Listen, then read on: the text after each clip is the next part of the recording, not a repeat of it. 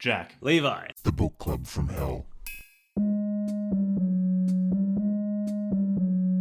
Hello everyone, this is Jack with the Book Club from Hell, an arts and crafts collective with the aim of world domination. This week, Levi and I read the Aeonic Futurism Manifesto, a PDF published in 2020. Little information exists about the Aeonic Futurists, a movement which may well only consist of a single teenager in their bedroom. And while information about the group's origins and composition is scarce, the intellectual content of their movement is even thinner on the ground. Having read the manifesto, I can tell you that they like Hitler, Aryans, the Italian Futurists, Nietzsche, and Rantopolian in politeness. How this all coheres into a cogent worldview, I couldn't really tell you. If you like what Levi and I are doing with this podcast, then we've got a Patreon page, the link to which is in the show notes. So, if you feel ready to leave the past as a smouldering wreck in your rearview mirror, then listen on. Enjoy. So today we're reading Aeonic Futurism, a manifesto. It's barely a manifesto. Yeah, you say that very loosely. It's like once you take out the cover and the first 2 or 3 pages of filler. Yeah, and it's all like, of the clip art tier the graphics, illustrations. Yeah, and then you take out some of the pages just have huge blank spots between sections, like section breaks. Or there's an entire page dedicated to them talking about how they came up with their symbol, which is it's fine. It's a bit busy to be truly iconic. But they're very proud of their symbol. They put it everywhere. Jack starts artistically critiquing Nazi symbolism, neo-fascist symbolism. It's basically it's like a swastika with a hammer on it. Yeah, it's kind of an odd and a Totenkopf and an Ouroboros around it, which means F. Gardner would like it. It's really he's all about the Ouroboros. A little skull, and it's quite a detailed skull as well. You know, it's the Totenkopf. The Totenkopf, is that a particular? Yeah, I'm sure I'm pronouncing that really well. All the Germans listening will be cheering to themselves. Smiling Totenkopf pronunciation. Reminder of the struggle for total Aryan victory, and to enjoy it in the process. Yeah, great. That's what I'm all about. I'm all about that total Aryan victory. What is Ionic Futurism, Jack? So, Ionic Future. It's okay. So I found this one when I was like any sensible person. I was just reading about the Order of Nine Angles, and so they've got a bunch of I guess semi-official websites, as official as anything by the Order of Nine Angles is. I was also looking into which books of theirs we could read for this podcast. So the Order of Nine Angles is quite an esoteric neo-Nazi group formed in the United Kingdom. Although they've gone global, they are all Mr. Worldwide. They've gone global. They're all like Pitbulls. Pitbull. They're all Pitbull. Pitbull is the Grand Master of the Order of Nine Angles. He gets a Totenkopf tattooed to his forehead. If you read, he's bald. He's basically a little Totenkopf, isn't he? Just little. He's a bald king. Little Latin American Totenkopf. Mr. Worldwide. Mr. Worldwide, yeah. Also a Mr. Worldwide, Mr. Order of Nine Angles. I think it's the Atomwaffen division of the Order of Nine Angles is implicated in a bunch of just murders. imagine Pitbull running around in a little Nazi SS regalia. uniform. SS uniform, beautiful. what wasn't they? Didn't they have Calvin Klein or something? I think it was Hugo Boss who designed. SS Hugo uniforms. Boss. Yeah, very nice, very sharp. For reasons that escape me, the company does keep quiet at the moment. You'd think that would be the highest iconic. Yeah, they're like the bad guys. They designed the uniform for the bad guys for the rest of history. Yeah, well, we know that chicks just love that bad boy look. They love the bad boy aesthetic. And what is more bad boy aesthetic than the SS? The SS fucking racial exterminators. It's definitely up there. That's definitely up there when it comes to the bad boy look. I love that they even called them. Isn't that where the word stormtroopers come from? Weren't they called the stormtroopers? Could well be. I mean, we all know that the German military. George Lucas is a notorious racial supremacist, so it could. It's probably where he got George the idea Lucas. From. Just really, that's not slanderous, by the way. Hollywood is just full of neo-Nazis. LA if just overrun with neo-Nazis.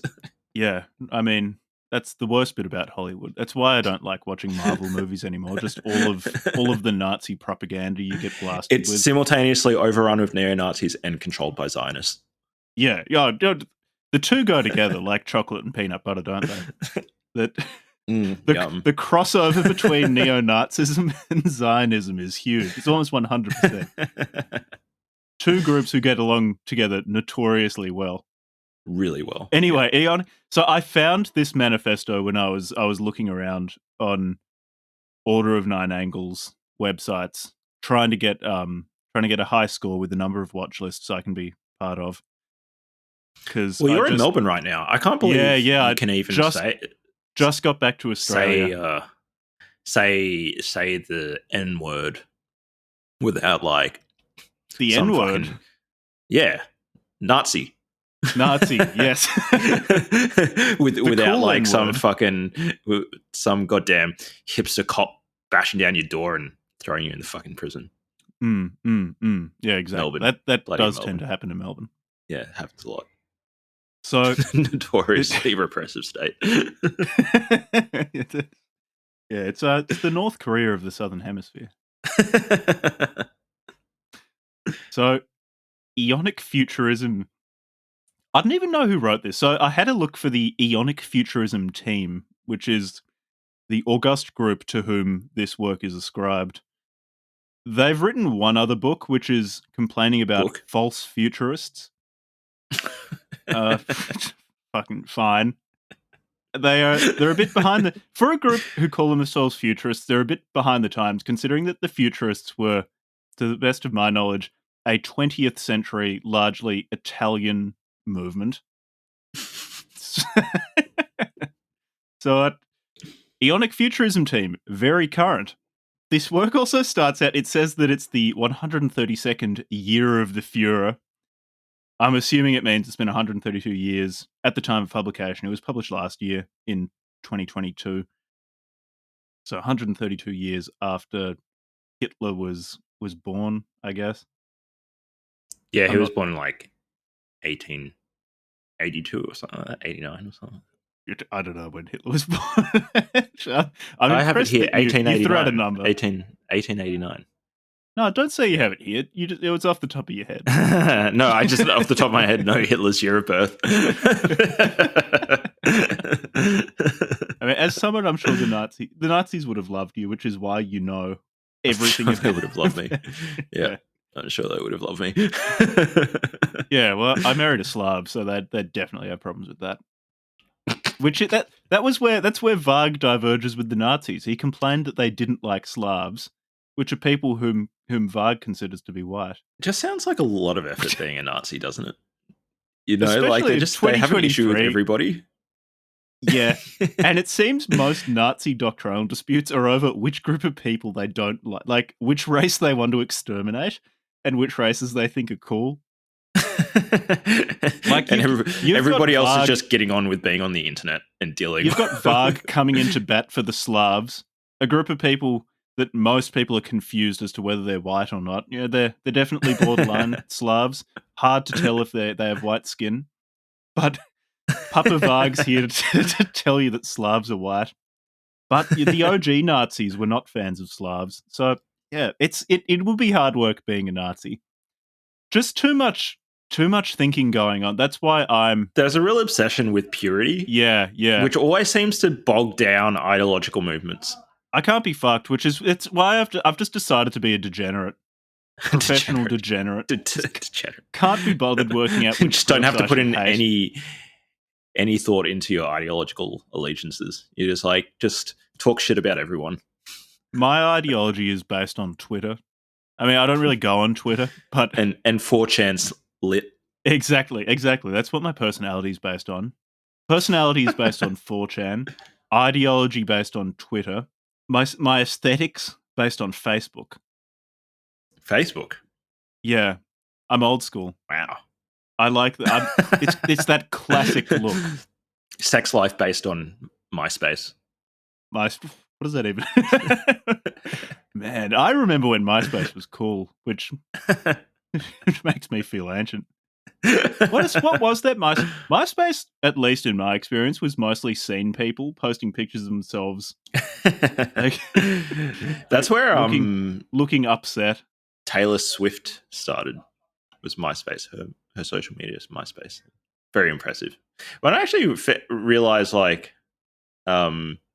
Taylor Swift and Justin Bieber, like they started as social media kids, right? Yeah, I think also what's his name? The kid Leroy. I think he started off in like TikTok or something, right?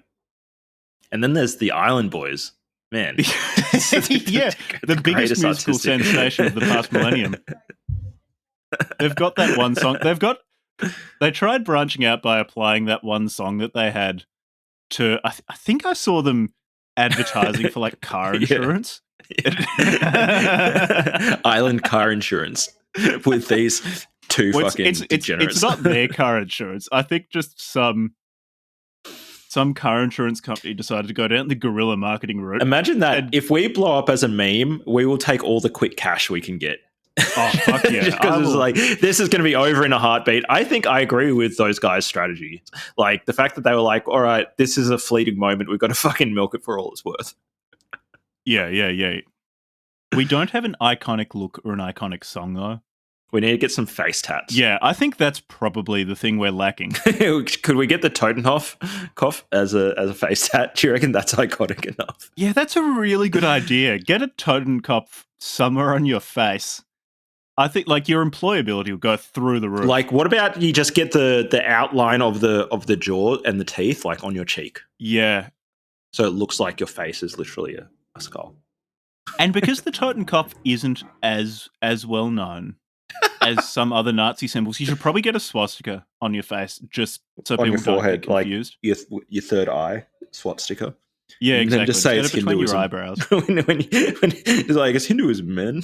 It's clear. Yeah, exactly. And it's the sort of it doesn't thing go very well with the skull that's on the rest of your face. You could start acting really pressed whenever anyone calls you a Nazi and tell them it's an ancient symbol. An ancient symbol? What are you getting so upset about? Anyway, so Aeonic Futurism. At the start of this manifesto, they give a disclaimer saying that this is a work of fiction, that all people represented within this are fictional characters, etc., etc., and then afterwards say, or maybe not, which is just so fucking lame. Please, anyone, it's really lame, especially since don't do this. This is just, it's so played out. I bet the first time it was done, it was pretty laughable as well, and it just hasn't aged like fucking vinegar. And especially since the guy talks about, I assume it's a dude. I assume it's a 15-year-old. Like, okay, yeah, the people writing this don't give their names, but I bet it's just like some German teenager in his bedroom. Oh, 100%. So, like, they also talk about being brave and courageous and, like, tearing down the system and stuff. And it's like, well, you can't even back yourself by just saying, but like at the beginning, you kind of like cop out by saying it's a work of fiction, but maybe it's not. Like, yeah, really, really brave there, bro. Really courageous. No, well, they have to stay anonymous so that they can keep committing terrorist acts. So that they can tear down the system. So that they can keep their job at McDonald's. their 15-year-old job at McDonald's in Munich. Their neat bucks will get cut off. And they won't be able to buy as many tendies if they show their faces. If they reveal themselves to be the authors of the Aeonic Futurism Manifesto. So lame. The notorious and well-known tract. I hope this person was not any older than like 19. No. A 19-year-old should know better. I'd say like 15 and younger. 15 is borderline. Like, you're probably too mature to write this. A 19-year-old, fuck no. A 19-year-old is too grown up to write some this. edgelord 15-year-old got their hands on like Mein Kampf or something. Not even Mein Kampf. I reckon, like, would they have read the Manifesto of Futurism? No, probably not. It's like they probably just heard. It's like, oh yeah, Filippo Marinetti was kind of cool, and I like how futurist paintings look. I like myself a bit of Severini. I'm gonna write something about Aeonic Futurism. I don't think they did that. I don't think they did that. I think you're giving them too much credit. I'm trying to steel man them. There is so little intellectual content here that I'm trying to aesthetically steel man them. They even use what gave me the shits was they used an arrow symbol throughout the text. Oh, that was so fucking annoying. But it's not even an arrow symbol. A dash, it's like and then a minus. It's a minus and a greater than sign. So it makes a little arrow, and so they'd say like point A and then a little arrow to point B. It's like, just write a sentence, you fuck. Like, you've hardly written anything at all. Like, this book is barely 15 pages long and you can't even be bothered writing full sentences. So definitely like a 14-year-old. No, well, it's because they're futurists. They're leaving behind the past. They're leaving behind clear communication. Yeah, you don't need that in the future. Exactly. I will give them this. There weren't many typos in this. There weren't too PDF. Many. There was a couple. Which is shitting on their shitty fucking. I'm trying. We've been told by listeners that they enjoy it when we really try to take things seriously. So okay, we're trying to try the Aeonic Futurism Manifesto. There weren't seriously. many titles. I will give them this. The cover is quite cool. I do like the cover. However, they did that. I bet you it was just like AI generated though. Piece of shit. No, I love AI. There were a few pictures in this that looked AI generated. There was particularly one of the blonde Aryan woman wearing some robe with the Aeonic Futurist logo on it, walking along what looked a lot like a Dawley landscape. Yeah, I think that they've just pulled that off the web somewhere, because if you zoom in, go to that picture, zoom in, and you can see it's like the Futurism logo is not like, it's not a part of her dress. They just slapped it on. Yeah, it's not actually part of the dress. It's like the sort of person driving a Honda Civic who rips off the badge and like sticks a Mercedes logo on it or something.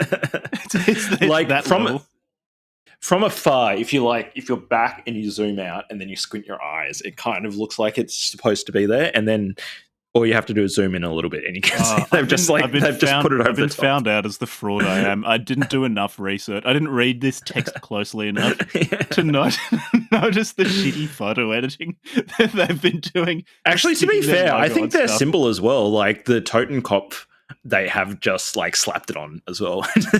I doubt they drew their own Totenkopf. That's probably someone else's Totenkopf.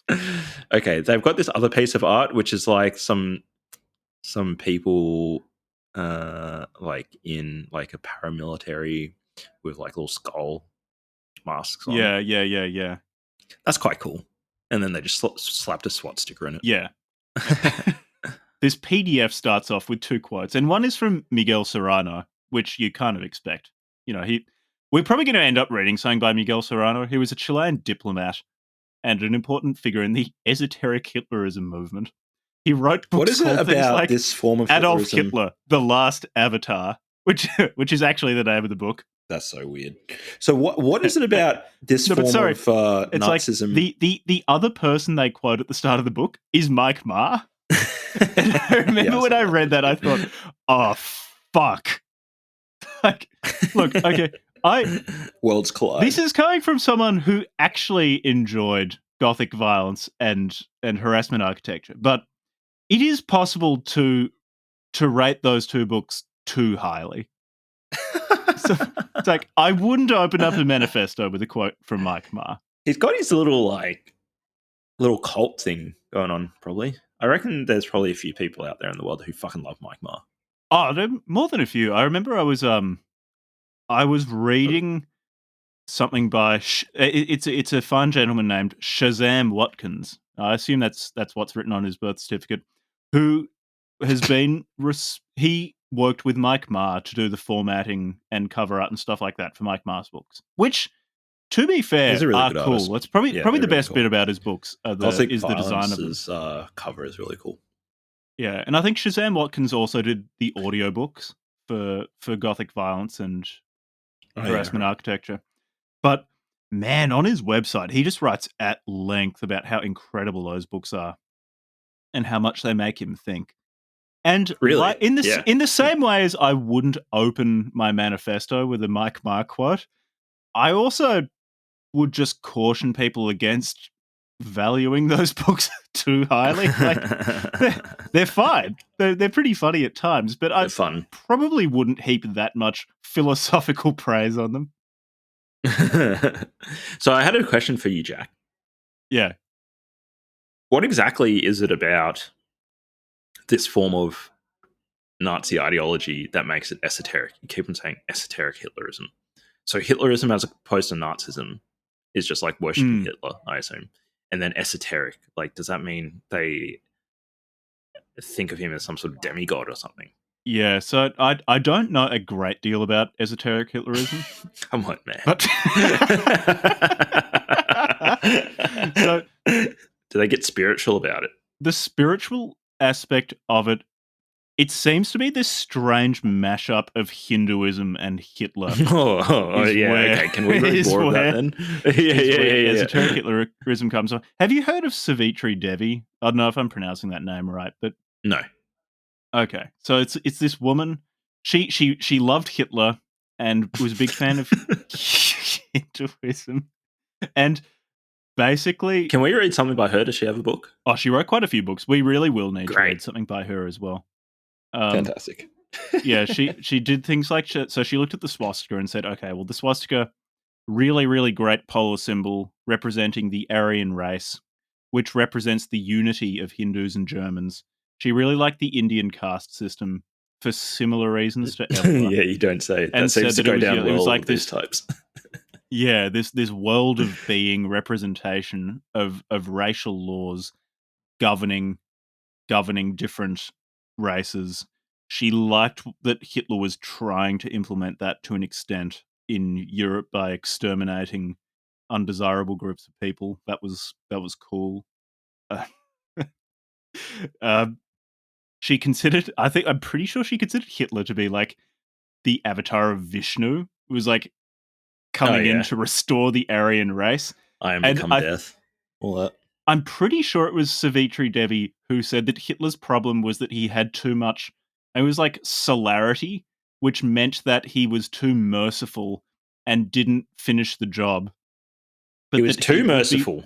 He was too merciful. He was too blue-pilled. Yeah, right. But red pill Hitler is going to be, he's going to be reincarnated, where he's going to be less merciful. I always thought of Hitler as tough but fair. Tough love. That's what I've always thought of when I've thought of Hitler. A bit of tough love. So, yeah, and so Hitler's going to be reincarnated with less solarity and more... Less solarity. Less mercy. He's going to be less solar, which means he'll be less merciful, and he'll really get the job done. So that was a rambling answer to your question, because as is clear, I don't know much about esoteric Hitlerism, but it's Let's read this Devi woman. Oh yeah, she sounds crazy. I'd really like to. I'd love to read about how Hitler was too merciful because he was too solar. What is this podcast doing to our brains, Jack? It's not doing anything good. It completely desensitized me to the idea of reading an esoteric Hitlerist Hindu mashup. I'm so burned out on that sort of thing that it just doesn't faze me. Like, reading this manifesto, I'm sure a few years ago, some aspects of it would not have, like, not necessarily upset me, but I would have been somewhat uncomfortable. Like, reading them just talking about, like... I was just bored. I was like, come on. Piling the Aryan race and the need for Aryans to destroy the past and the subhumans around them and the Untermenschen around them. Whereas now I read it, I'm like, oh, this is just kind of mid. This is not... This is mid. I love that shit. That's so good. I think my opinion of it is I'm reading this book at the moment by Matt Ridley. Really good book. It's called The Evolution of Everything, and he's talking about like the evolution of like ethics and ideologies and politics and that sort of stuff. It's really interesting, and just from the perspective of I guess if you think of these things like memes that are like competing for attention space in the human mind, and like competing to be spread, I think that like in the long run, the neo-Nazi stuff is not going to spread too much more beyond probably the next few decades, maybe at the end of the century. If nothing else, then it's just like really repetitive. It's they just don't have a lot of meat on their bones with this. It's like, okay, yeah, we get it. Aryans are really good. Just kill everybody else. All right, yada yada. Come on. Surely these people are going to get bored of it at some point. It's just not a very. It's not a very like interesting ideology. Yeah. With that, like, I think fascism is really interesting for some reasons. In that, I do think, at least in the West, for quite a long time, it's been the first truly non-Christian political movement that gained quite a bit of power. That's interesting. Because you got liberalism, and especially when you read like John Locke and things like that, liberalism is so strongly rooted in Christianity. Yeah. When you look at its first moral principles of equality of people being a good thing, you ask yourself, well, where does this come from? These aren't Roman ethics. These aren't Greek ethics. No, it came out of Christianity. Yeah, it's quite Christian. And Locke makes that Christianity explicit. Marxism, while it claims not to be Christian, to me, whenever I read anything Marxist, I just think the meek shall inherit the earth. Again, it's not a morality. Yeah, but they shall inherit the earth by destroying the bourgeoisie. So it's kind of like this perversion of the Christian ethic. Yeah, but I see the Christian ethic very strongly in Marxism. Yeah, because there's still this fundamental belief that people being oppressed is wrong. Really seems Abrahamic. I guess the fascists oppression's really, good. It's not Roman, it's not Greek, it's not Hindu. Being more broad, you could say, okay, maybe it's Abrahamic, but in the context of Europe, where Marxism came from, it's Christian. Fascism I find really interesting in that it doesn't have that. It was explicitly aiming for a much more vertically oriented society again, as was the case in pre-Christian. Isn't it quite influenced by like an idealization of the Roman Empire, right? Yeah, yes. Yeah. And so I find fascism interesting from that perspective, that it was the first truly non-Christian political movement in Europe in a really long time to have gained quite a lot of power. It's really interesting. In terms of today, though, like, I just feel that fascism was tried in a few places, didn't work long term. Turned out pretty bad. Yeah, and like, if even for people wanting to overthrow liberalism, I think Dugin has the right idea when he said, look, we tried fascism and it just didn't work. Like, you're not going to use this. You're not going to make a new society based on this, because liberalism has already shown itself capable of fending off fascism. As to your point about, like, don't these people get bored talking about how good it is to be white? No, like, I don't think that's a limiting factor. That's just something. You just like, literally people keep talking about that. Groups of like 19 to 30-year-old skinheads sitting around having a nice cup of tea. Just how good is it being white? One of them just holds up his hand and points at his skin. Everyone around the circle is hey! Another one points at his face. Everyone notices that his skin's white. Yay! Oh, they all take on an Italian effect. Oh, mamma mia! Hey, it's good to be a white. I don't know why. The skinheads having tea in my head just turned into Italians. Yeah, I don't know why that happened. Whatever. The human imagination. No, that's probably exactly what happens. To be fair, fascism did come out of Italy, so yeah. Well, that's what's happened at every skinhead meeting I've been part of. Do you ever get in trouble at skinhead meetings for having too much hair? Yeah, that has been a problem. You just won't budge on it. That's been the only point of distinction between any of us when I show up. It's my full head of hair. Like ideologically aligned, aesthetically misaligned. Yeah. Not. That said, especially with I was going to say modern fascism, but Actually, this is not the case. Fascism has always been strongly aesthetically focused. Yeah. Hey, yeah, I guess that's something that we can still man them on, is like they do they've got their like aesthetic dialed in. Hey, even the modern ones with like the army aesthetic being all about like big fucking boots and like like modern like paramilitary. They look like airsoft larpers. That airsoft aesthetic. Like that's what modern fascism is. They're all just running around in like their friends' like property in the woods, like fucking Varg with airsoft guns or paintball guns. Like I got really into paintballing when I was a little bit younger for like a hot fucking minute. And there's like this whole economy, this massive economy of like really sophisticated paintball equipment.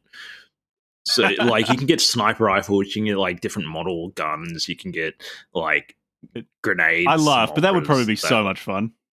I bet it's heaps of fun. And I bet you all these like little spastic neo-Nazi fucking 19-year-olds are running around the woods like shooting each other with airsoft guns.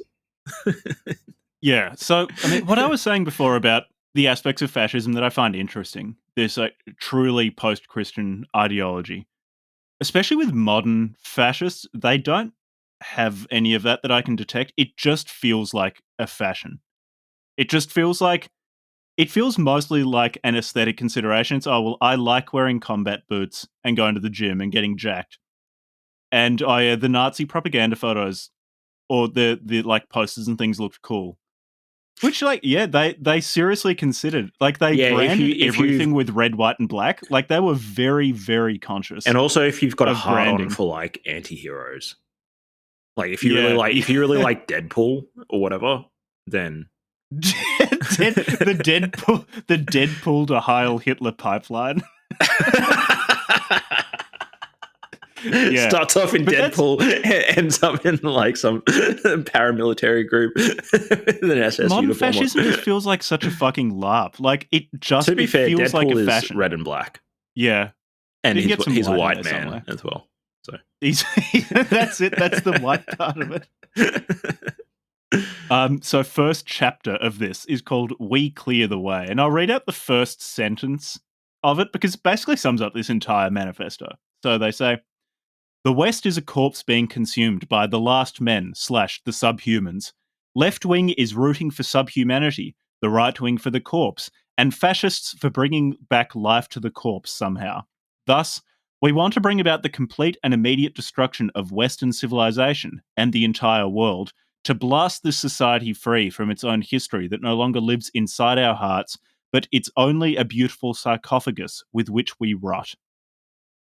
So, I think they call themselves futurists. What that to me seems, so the original futurists, so that 20th century Italian movement, was this movement largely of artists who venerated modernity. So they loved the symbolism of the car, of the plane. They thought they really liked youth and violence and wanted to leave the past completely behind and embrace this modern mechanized future. And I see elements, or a lot of elements of that in this manifesto, where they too talk about the need to leave behind the past, that the past is a rotten corpse.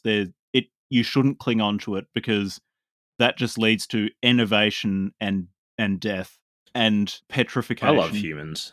I just love that like a little posse of like Italians like 100 years ago just got obsessed with machines and then started making art and like egged each other on.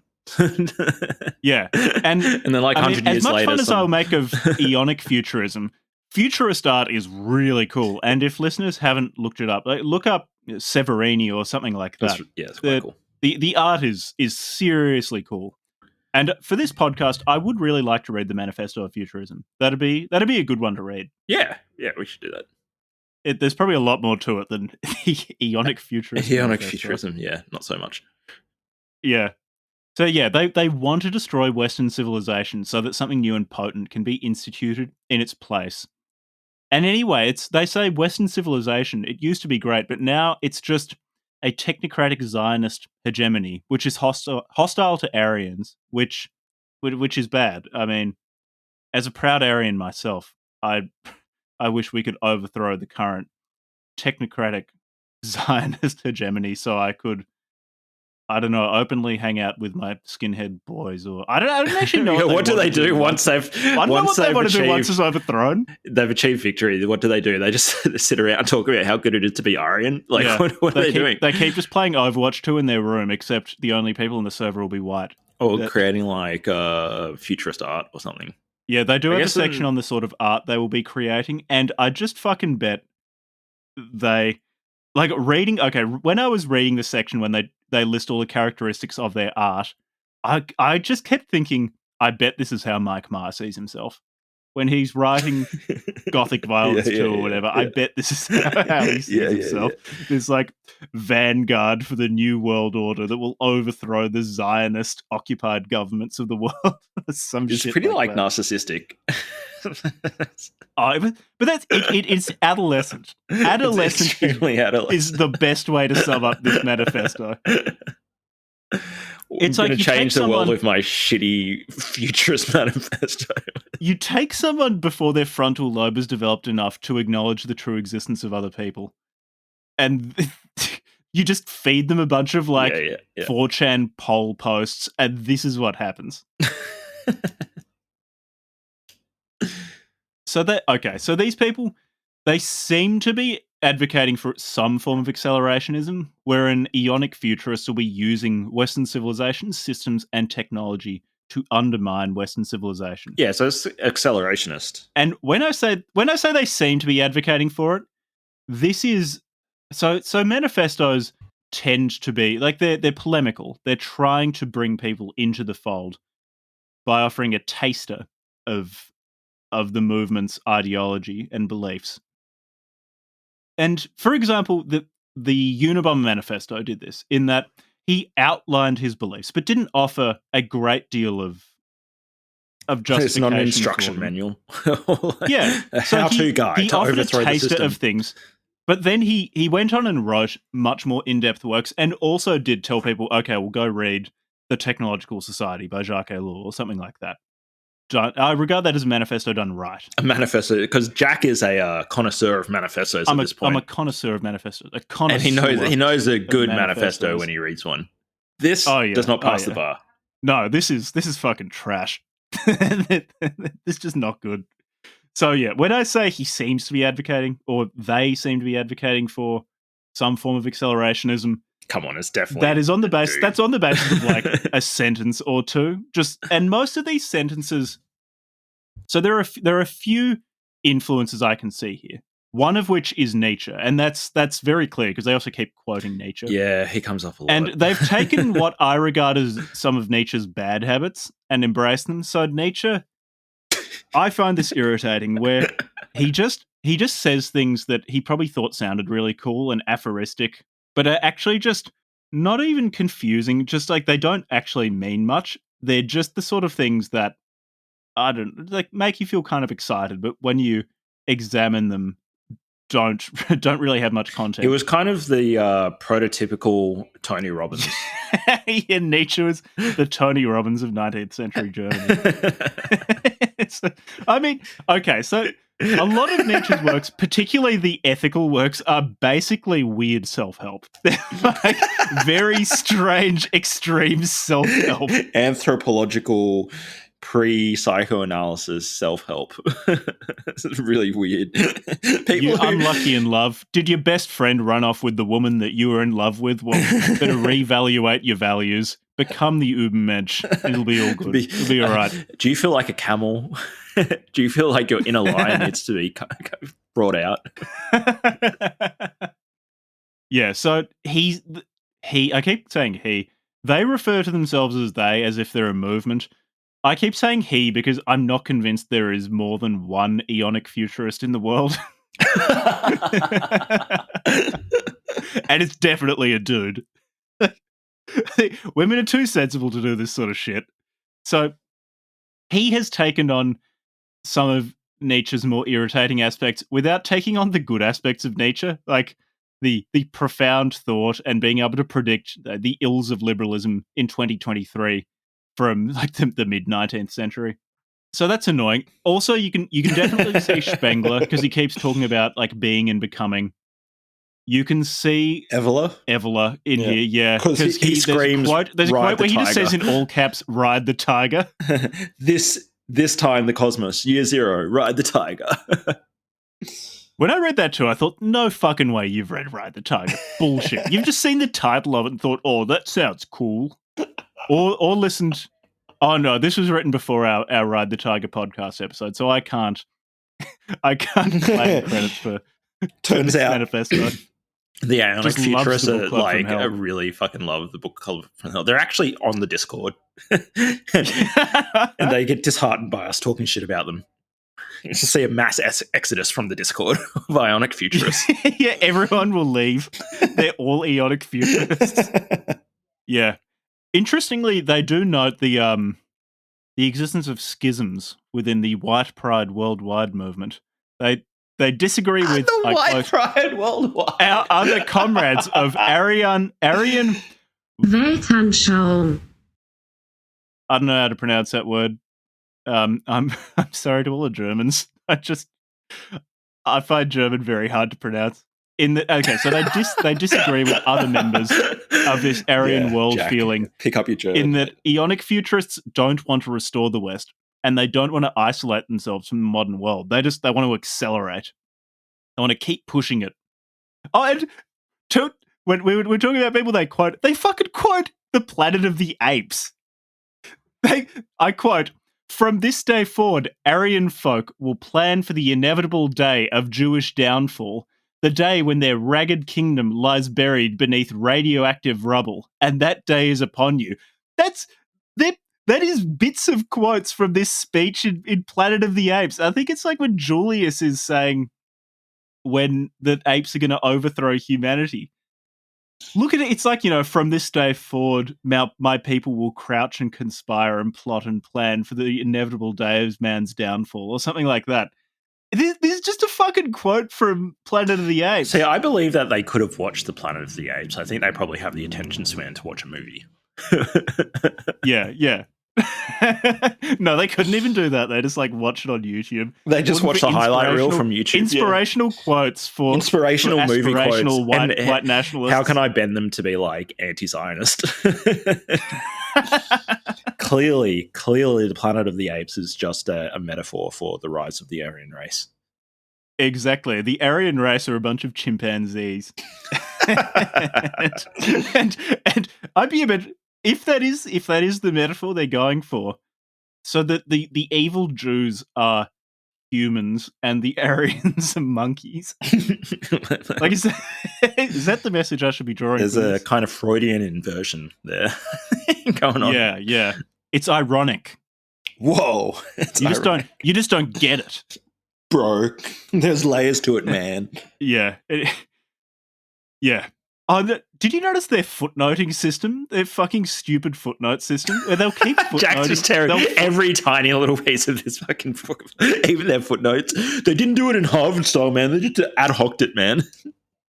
I don't care if they're following some particular style. It's just a waste of time because all of their footnotes say, refer to the appendix. It's like, well, why are you putting a footnote here?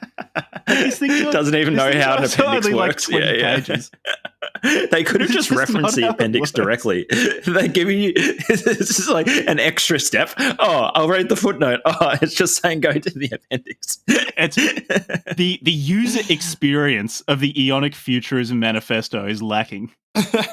Could be tightened up a lot. Just feeling a bit too much friction when I was looking for more detail. The more intellectual meat to back up the claims made in this manifesto. It wasn't as seamless as it could be. If this were an app, I would have uninstalled it. Yeah, what about revaluation of all things, the chapter? They list the things that they don't like here. They were doing a Chief Keef don't like. They don't like fake morality, the cries of the weak, God, peace, modern knowledge from intellectuals, books, or they acknowledge that there are some users of books. They'll use these to strengthen Aryans, but most aspects of books they don't like. Tradition, they call it the cult of the past. And this is probably the point that is best fleshed out in this manifesto. They don't like books. Yeah, they acknowledge that there are lessons to be learned from the past, but don't want to venerate it unnecessarily. So you can tell this is an edgelord manifesto. An edgelord manifesto. Instead of returning to the past, the Aeonic Futurists want to make something wholly new, energetic, and youthful. And that is straight from like the OG Futurists. Fine. I think like that's an interesting thing that would be interesting to talk about. Okay, what can we learn from the past? At what point do you start falling into venerating the past because it's old versus learning something from it? That'd be interesting. But instead, no, these people just veer off into bullshit like faux Nietzschean aphorisms. I quote, "How do we rise anew if we don't burn to ashes? How do we become stars if we don't burn like they do?" And you think, okay, fine, but this is not telling me anything. Guy clearly thinks of himself as like a poet or something. Yeah. Fuck, I hate this book. This quote unquote book, this manifesto. It's just trash. Just complete trash. Yeah. But it was really short. It was incredibly short. And also we haven't covered to record this week. And we haven't, to be fair, we haven't covered white nationalism in a while, or whatever this is. Yeah. Yeah. It was like tip just to keep our foot in that door every now and then. Felt like coming home. The return journey. It was like, when I started reading, I was like, oh yeah, I remember why I don't like reading white nationalism. This is just so dumb. Jack's like, it's not because I disagree with them, like as such. It's more a matter of taste. Well, it's like we were saying earlier, how we're both so burned out with reading this sort of stuff that it's like we just don't feel that shock anymore. So it really is the worst thing you could do is bore Wouldn't me. it be cool to read something like genuinely shocking? Yeah, something that gets me. I was going to say something that gets me upset. We've read things that have gotten me upset, like the feminist glaciology really annoyed me. Yeah, I think that one was the episode that we got the most pissed off at. But there's a difference between me getting pissed off and me being genuinely shocked. And I would like to try to find something that will really genuinely shocking, really rattle me. Something that will really psychologically scar you. Yeah, well, how do you go with the 120 Days of Sodom is just like... that was gross. It was gross, yeah. Maybe we're just desensitized. In this generation, we just don't... Yeah, we're too exposed. Yeah, that might be it. I think also with the 120 Days of Sodom, because it doesn't change, it's just a never-ending cavalcade of disgusting acts. You get really desensitized to the point where like violent child sexual abuse is really dull. Yeah, I guess that's the thing. Like an author can really overdo it. You know, you gotta use those sorts of things sparingly. Like, and you can't just make 300 pages of it. You just get bored. Exactly. Yeah, like shitting in a 9-year-old's mouth and then sodomizing them is something that should be used sparingly for maximum artistic effect. That's my advice to the monkey. You know, that's one of my criticisms of like the Saw movies. It's like after Saw 3, it's like, what the fuck is the point of this? Like, the Human Centipede 2, like 100 k's an hour the whole time. Human Centipede 2 is like, what was the point of making a fucking sequel to that? I find with the Saw movies, there was like, okay, the first one, granted, I watched the first one when I was probably like 9 16, or something. And I just thought anything with gore in it was just immediately the coolest thing ever. But I do remember enjoying it. Then there was a real dip where they were getting more and more violent and more incoherent, but like they hadn't pushed it far enough, so it was just kind of dull. And then they hadn't gone far enough with just shredding human bodies. I saw one of the latest Saw movies fairly recently, and I really wait. They're still making them. Oh, what the bloody hell? And yeah, but I forget which one it was. Like fucking Saw 7 or some shit like that. There are so many, and I really enjoyed it because the plot is just so stupid. Like it's so absurd. Like Mr. Saw, I forget what his name is, the bald guy. who's had cancer for like Mr. Saw 200 years. Mr. Saw just won't die. John Saw. It's probably his name. Mr. John Saw. He's a skinhead. He's a proud Aryan. He probably read the Aeonic Futurist Manifesto. No, but John Saw is just gifted with seeming omniscience. He can just foresee everything, like just the most minor eventuality he's able to foresee, and I really enjoyed how absolutely ridiculous he has perfect premonition. Yeah, exactly. And I found that really fun. The plot is just complete garbage. It makes absolutely no sense if you try to analyze it from a position being at all rooted in the world. Okay, Jack. But yeah. Okay. Guess how many Saws there are? 10. There's 10. We're now up to Saw X. Oh, got it. And you know when the next, like, Saw X is coming out this year. Oh, is a new one coming out this year. October this year. Should we watch it for the show? Should we do a review of it for the show? Is John Saw still alive? Is Mr. Saw still alive? The good and honourable Saw, Mr. Saw. Okay, back on topic. Let's get back on topic. So the only thing is, though, one last thing about Saw is, like, the first film, I think, is it a masterpiece? I don't know if I'd go so far as to say it's a masterpiece, but it was a very interesting film. Like, because it was like psychological thriller. I thought it was a very interesting film. But when you actually look at the franchise, right, it was made by James Wan, directed by James Wan. And then, like, they just changed he never came back to direct it again. And he only wrote like 2 of the first 3. So what happened to James Wan? Why did they get rid of him? It's like when they fucked up the Star Wars franchise with episodes 7, 8, 9. I haven't seen those. Yeah. Are they any good? I know a bunch of people on the internet got very, very upset about the new Star Wars. I guess they're fun. I watched one of them on acid. That was really fun. So if you've got access to psychedelics, you see, acid's not good for watching movies. Edibles, that's how every movie should be watched, I think. I'm microdosed. a firm believer that microdosing. There's no movie that's not improved by edibles. I can't follow the plot when I have edibles and watch a movie. I microdosed but in I'm a very jurisdiction swept up where in the it's emotion. legal or not criminal to have access to. Yeah, well, I haven't specified what I'm eating in an edible. Yeah, and by acid I mean just like citric acid, sulfuric acid. I poured sulfuric acid burning a hole in your before I went in to watch Star Wars Episode 8. Yeah, exactly. You just started vomiting blood in the theater. Hallucinating because I was just having the paramedics are trying to take a history from you, and you're like, "Oh no, I drank sulfuric acid. That's the problem." Why did you drink sulfuric acid? My friend said, "Take acid before you get to watch Star Wars." Said it would make the film I drank better. it because I wanted to watch Star Wars. You know what would really make Star Wars better? I'm throwing up, drinking sulfuric acid. Corroding my gastrointestinal tract. All right, hail the future. Hail. The past is a bedtime story. If Aryans are to survive the next eon, they need to leave the past behind. And for that we need a great reset in a year 0.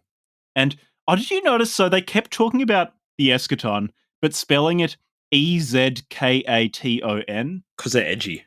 I bet these people listen to black metal and think it's really cool to spell the word of with a V.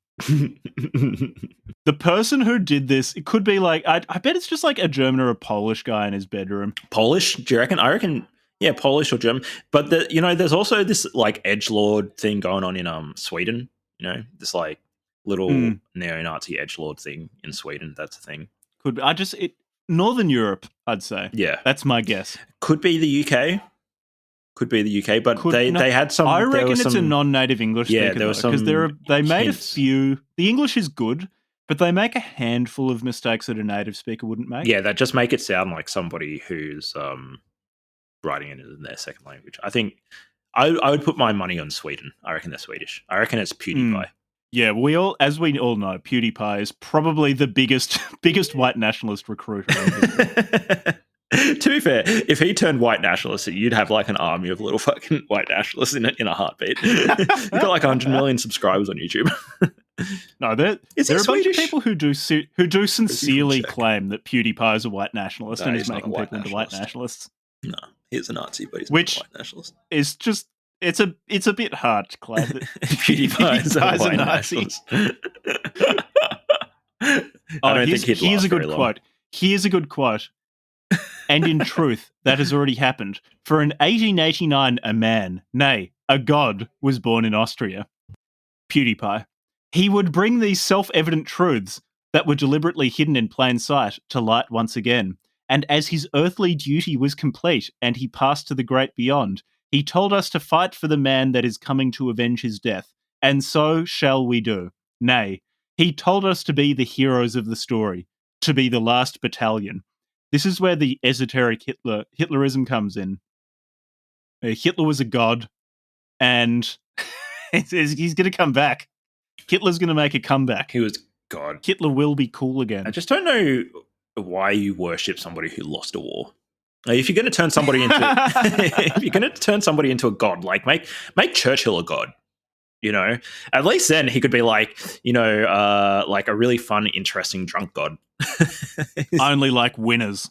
Only like winners. I'm all about winners. No, seriously, I don't want losers. The fucking, like. No, but Nazi Germany was one of the most militaristic societies on earth. They fought one war and lost. Yeah, and they were talking a big game as well. They were like, we're going to rule for 1,000 fucking years and shit. And it's like they got their fucking teeth kicked in like 20 years. Because didn't the Nazi party started in like the late 20s, right? So like, they barely lasted like 30 years. They're a bunch of fucking pussies, man. One war. They got taken out in one war. Like seriously, like look at all the European empires over the history, and there are a bunch of them that like survived many, many wars, and the Nazis didn't even withstand one war. Yeah, and it was like they barely got off the fucking continent. Like seriously. Yeah, they really were not Mr. Worldwide, were they? No, they weren't Mr. Worldwide. So I take serious, like one of my main issues with this whole ideology is that like if you're going to deify somebody, deify a winner. Don't be a little fucking bitch. We don't like losers here at the book club from hell. If you're not winning, get the fuck out of our faces.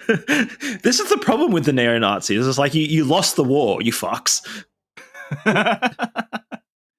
Yeah, but don't you see it was unfair because something it was unfair because the Zionist Jews took us out. No. It's just like, yeah.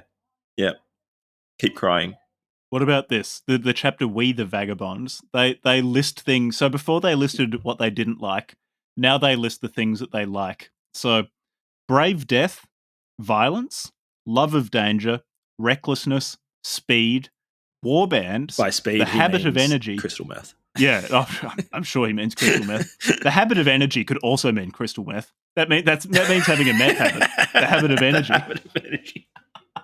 So waking up and just injecting meth into your neck within 30 seconds of opening your eyes. You've destroyed all of your fucking like surface veins and like the rest of your body, so you start injecting into your dick. Yeah, injecting into their dick or into their feet.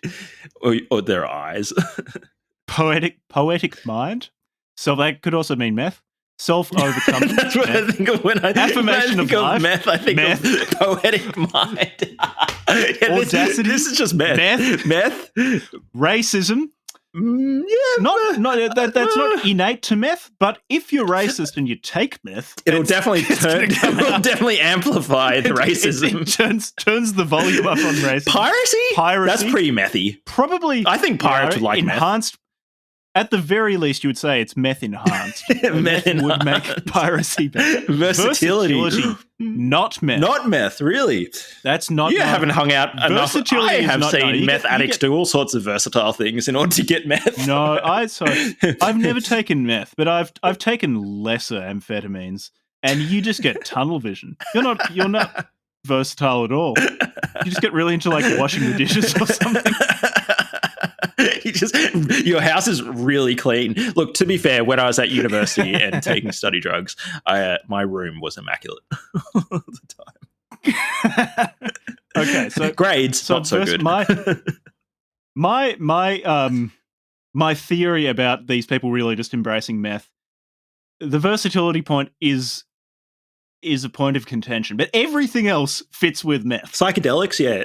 Psychedelics are definitely enhanced by meth in a way that I'd argue is not very good. Like, to me, amphetamines and psychedelics is a bad mix. Together.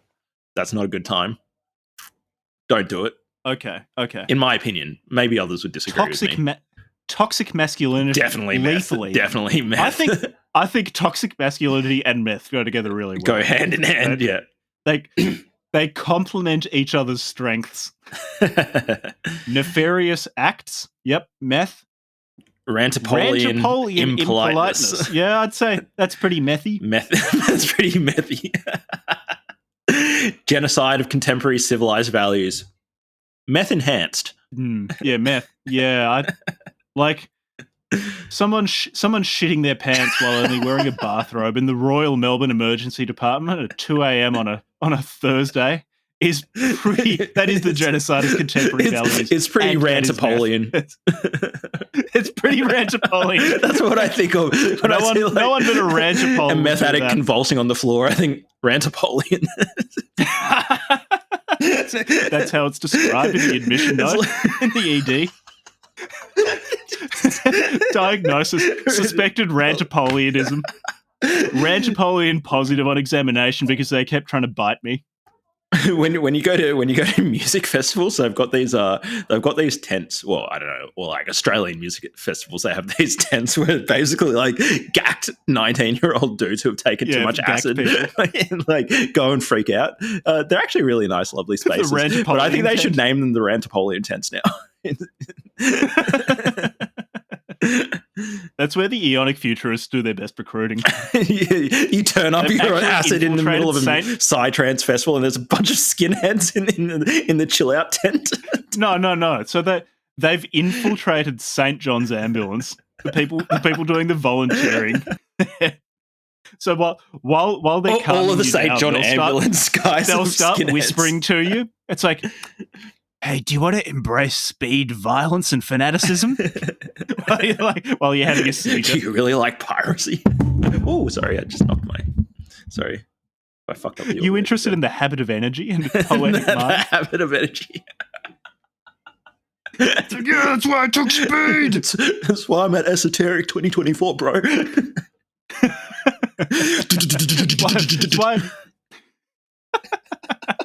That's why I've been smoking meth for the past 4 days. I've already glassed 6 complete strangers here. Just been dancing, chewing my face off for the past 36 hours without stopping. Ground their teeth to dust.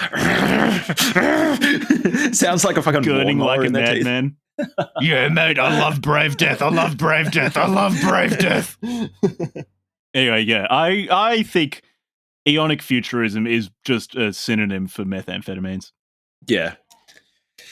Psytrance is we've solved this manifesto. Look, this is a great time. You want to know a great time? Amphetamines, coding, and Psytrance. You're gonna have a fucking great time.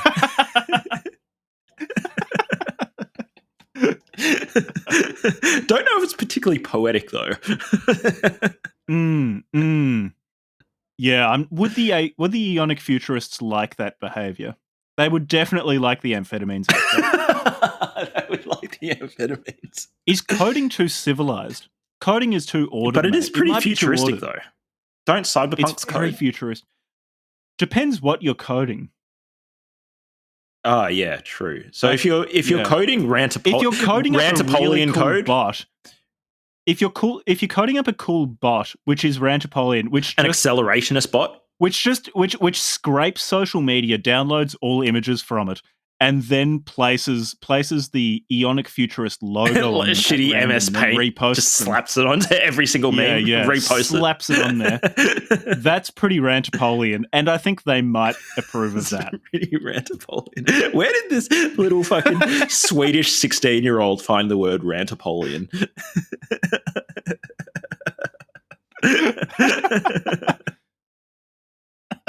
Yeah. So what else? What else have we got? Yeah, they offer a portrait of the wandering Aryan who constantly seeks to take from the system and really strike at its vibes. weakest points.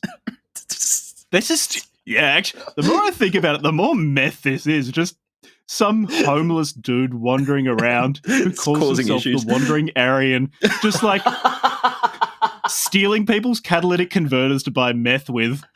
Convinces himself that he's not doing it because he's a drug addict, but because he's striking back at the system. He's actually he's a Antipolian revolutionary. Gets arrested by the cops. What are you doing? I'm being Antipolian. I'm tearing down the Roadpolian revolution. Antipolian wandering Aryan. They ask for his name and he just says he's the Wandering Aryan. They're like, all right, mate. Just some fucking... We're gonna bring you in, you can sober up. Good guy wandering around like the villages in like rural Poland, just causing issues. He's a known quantity to the Polish police. It was like, all right, Piotr's back out. Rantopolian's back. He's out of prison. Europe's back. There. That's really, this is strong meth vibes. Now, I think we've just diagnosed what's going on here. This is very strong meth vibes.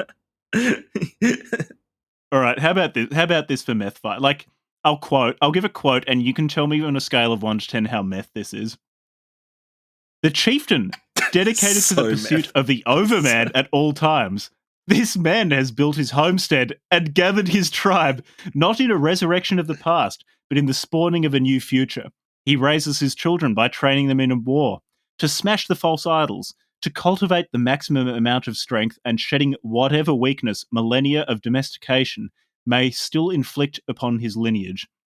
There are to be a great punishment upon this world, the great destroyers of the false idols. He is a religious man, but refuses Zionist Magian cults. He is the manifestation of destiny. He is Overman in becoming. Yeah, I've just completely ruined this text for myself. Like, this just sounds like some cooked kids on like the Overman in becoming is probably how you view yourself if you've been on meth for long enough and not slept. There's this drug dealer. It's like every time you see some homeless guy wandering around yelling at passing cars who's just pissed himself. That's the Rantopolian wandering. In his subjectivity, he is the Overman in becoming. He's the rejected Zionist Magian cults. He's training himself to cultivate the maximum amount of strength, and he's shedding the weakness of millennia of domestication by shitting his pants in the middle of the street. By going on 6-day meth benders.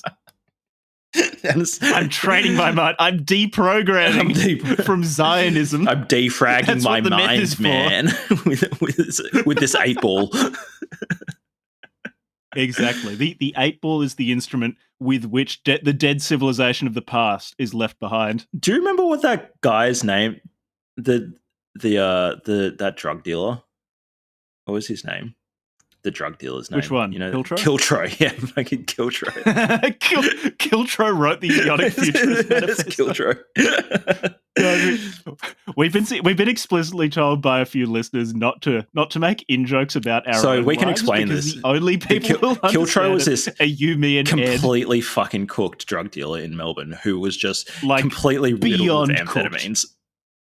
Beyond cooked. He's the sort of guy who would write the Aeonic Manifesto. He got his driver's license taken away because he was driving on speed, and so he would home deliver in an Uber. Not to me. He would home deliver to our friends, to other people. To our third friends. Parties that are not us. Yeah, I've never felt so depressed as like a couple of times when I've been to like a drug dealer's house. Not to buy drugs myself, but just to, Yeah. When I've looked at pictures that other people have taken of the inside of drug dealer's house. Do you remember that time people who weren't us were picking up talcum powder from a friend's place, and he pulled out a knife and started talking about his bitch girlfriend and screaming about her, then poured out a line of talcum powder, mound of ketamine on his desk. And just jammed his face, and then started showing us his drum and bass that he produced. I'm playing with a knife the entire time. Literally slammed his face down.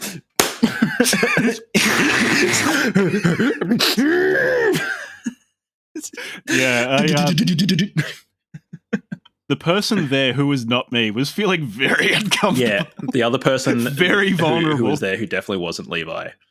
and definitely wasn't in Northcote. Was really skittish at that point. Like, can we just get our drugs and go? All right, so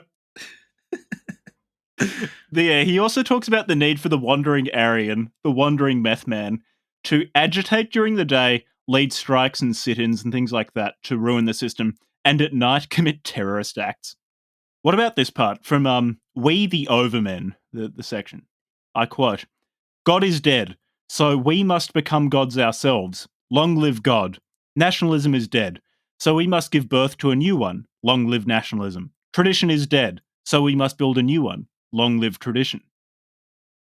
And this is where they've got a picture of a blonde woman, a nice Aryan-looking woman, wearing a white robe with the Aeonic Futurist logo, like MS painted onto the back of it. Yeah. Low effort. It is incredible. It's do you think any woman would be remotely interested in you if you mentioned that you're an Aeonic Futurist? I think that might be one of the few ways that's even worse for getting girls than being the co-host of the Book Club from Hell. Yeah. It's just like, because these sorts of people who are all about, we've got to protect the white race, and they'll just plaster pictures of like hot blonde babes all over their promotional materials. But seriously, has any woman in the history of humanity been into this sort of thing? It just seems like such a sausage party. Yeah, when I've seen pictures of these types, there's a very strong look. Occasionally, you'll see one woman, two women, but it's like it's got to be at least like a 10-to-1 ratio.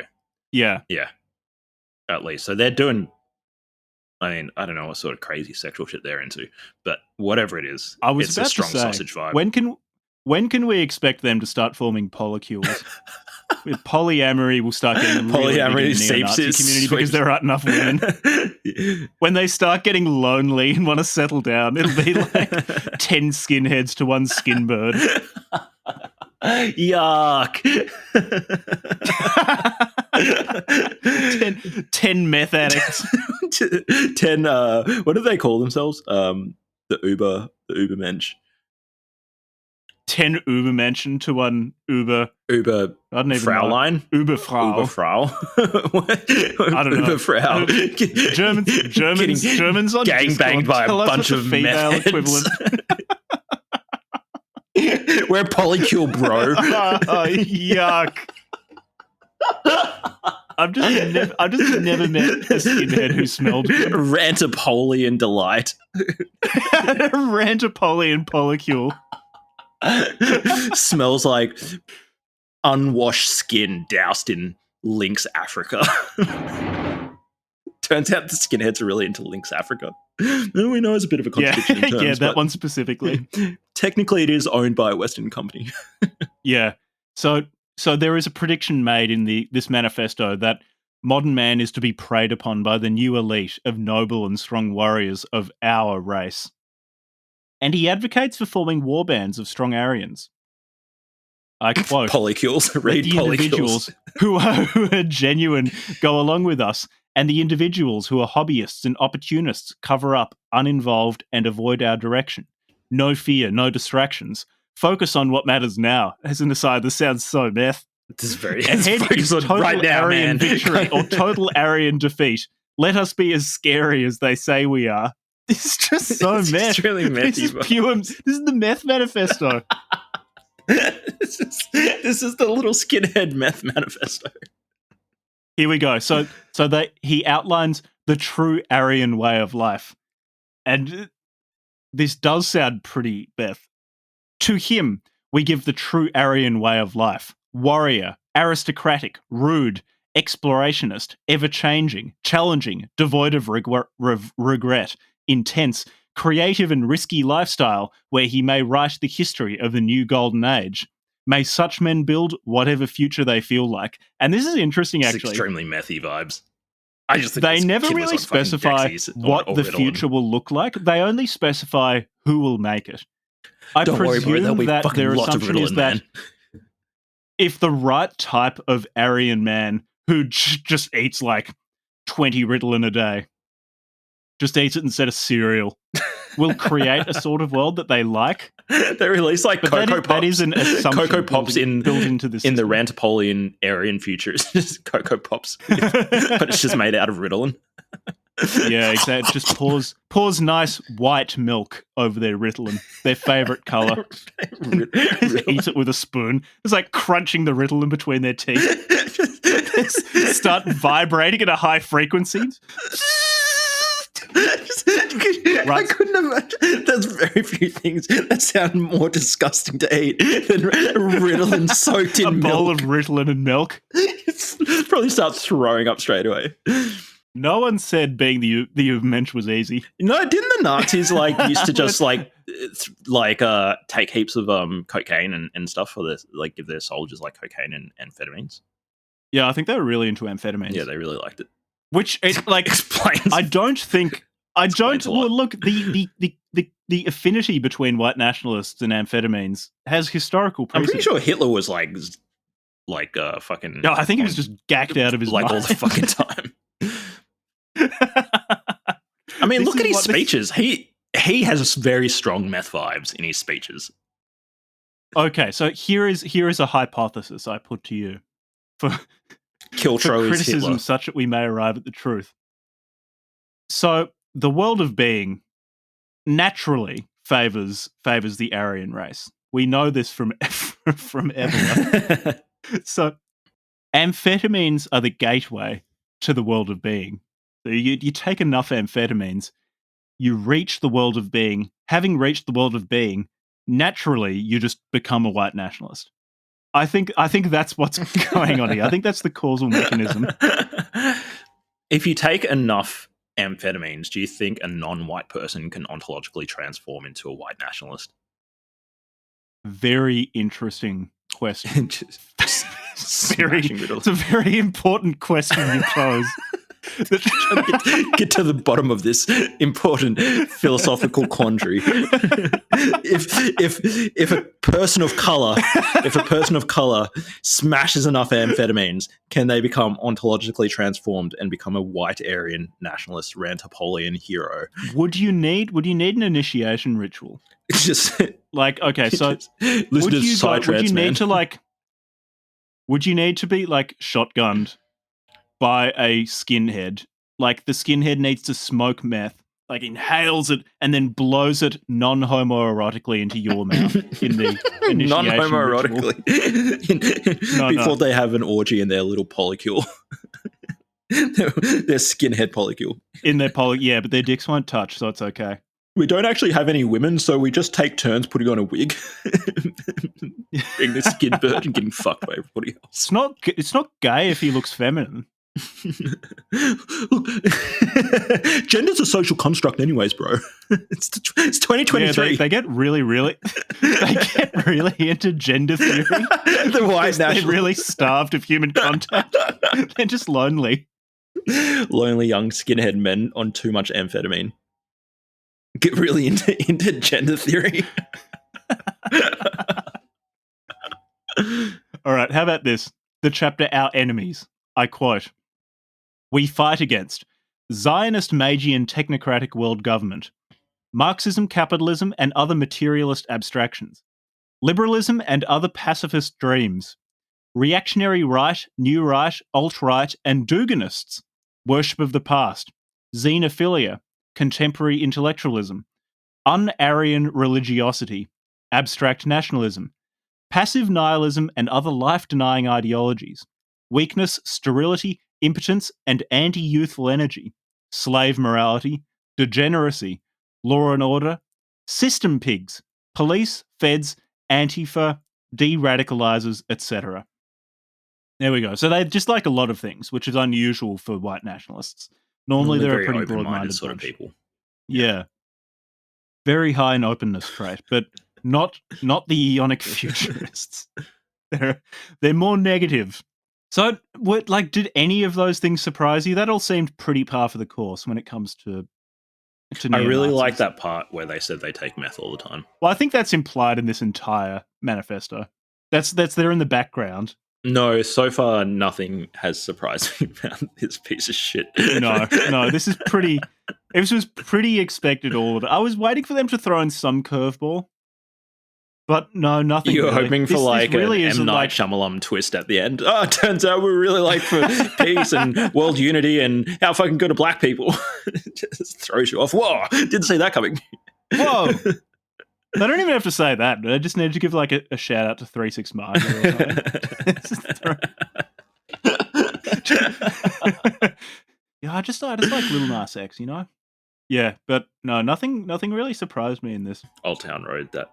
I didn't realize how methy it was until you pointed that out, though. That's the meth energy of this is potent. Yeah, I think very powerful. So updated hypothesis about the identity and so forth of the author of this.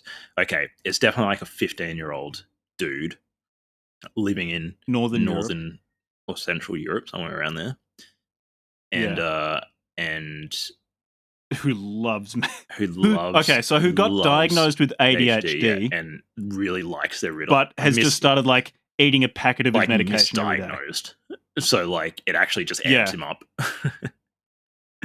Misdiagnosed. The reason he can't concentrate in school is because he just plays WoW for like 16 hours a day. Yeah, and spend way too much time on like lit and like no, not on like just on like pole, just on pole. Yeah, and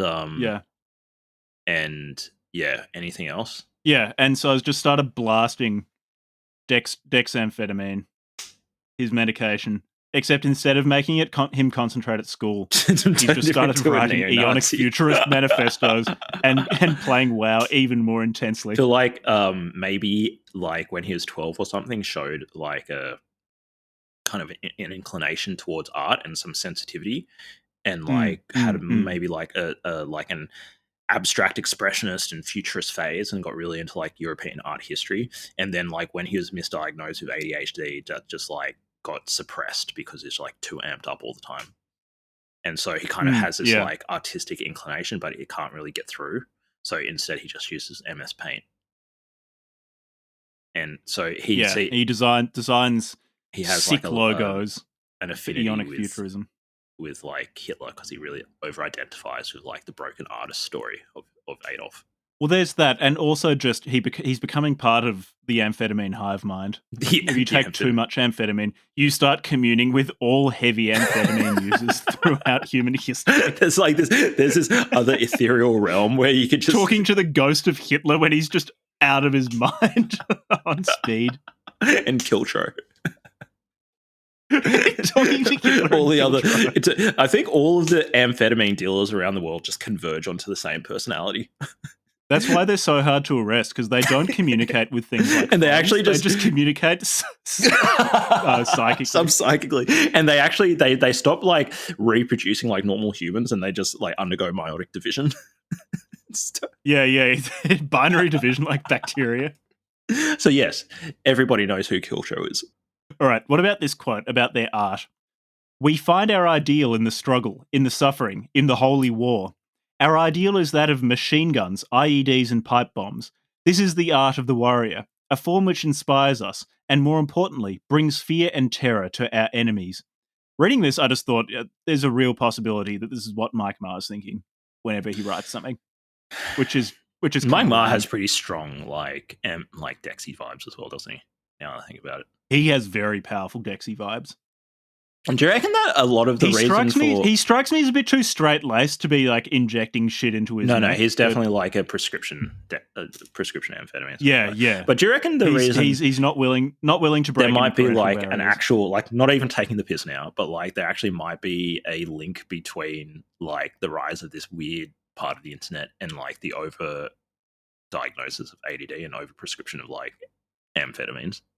Yeah, I don't think that's an unfair hypothesis. So because you read some of the shit on the internet and you just think... I never got into amphetamines because I just never found much of a benefit from study drugs. Like I'm not ethical enough to say I wouldn't take study drugs. Like I tried them. I just didn't feel I found them much of a benefit, and they fucked up my sleep and made me feel really anxious. Yeah. So I never got into that. But people around, because like in med school, I reckon at least half, if not more, of the people there were taking either some sort of amphetamine or modafinil. Modafinil is more probably more common amongst med students, don't you reckon? Yeah, because it lasts longer. Get that crazy crash. Optimizing for health. Yeah, doctors, pinnacles of health.